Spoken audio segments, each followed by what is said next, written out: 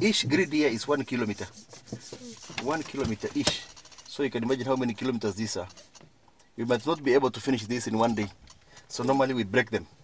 It took 6 days, the expertise of 9 pilots and the accurate surveillance of approximately 46,000 square kilometers to execute this year's elephant census. The task of tallying Kenya's flagship species, the elephant, rests squarely on the hands of these men.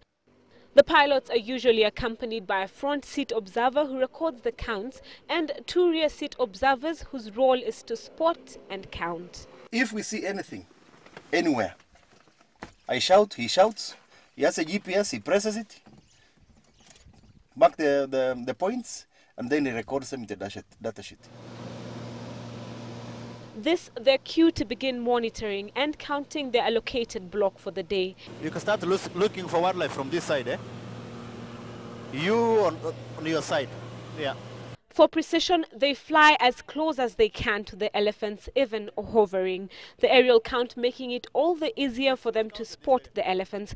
The exercise is repetitive throughout the day until they are able to count all the elephants. Ideally, counting is not carried out from late morning to mid-afternoon, as elephants tend to seek shade in the heat of the day. It is this exercise that saw them discover 7 fresh carcasses, 41 recent ones and 295 old carcasses. Some of the deaths have been linked to 2009 when Kenya was dealt a blow by a crippling drought. Then there was the potential threat of increased poaching that has played out in the Tsavo after several countries were allowed to sell existing stock of elephant ivory by the Convention on International Trade in Endangered Species. Factories which had been closed completely since the last ban were reopened.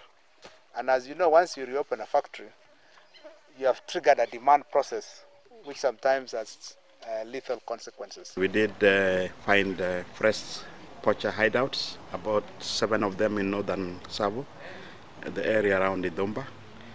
And the good thing, the poachers had not committed the act. They had not killed the elephants. Human encroachment also threatens elephant numbers, raising the need to complete an ongoing electric fencing project in the expansive park. If we don't engage these young people meaningfully, they are going to pose a huge threat to our wildlife. The tighter ranches, there were a lot of charcoal burning and also logging for trees. The census exercise in the Tsavo is especially significant, seeing that the numbers of elephants speaks much about the status of the country's wildlife. This is the largest elephant habitat in Kenya, and the second one is that this is the largest elephant population in Kenya. Other mammals were also counted during the exercise, but the final numbers are yet to be released.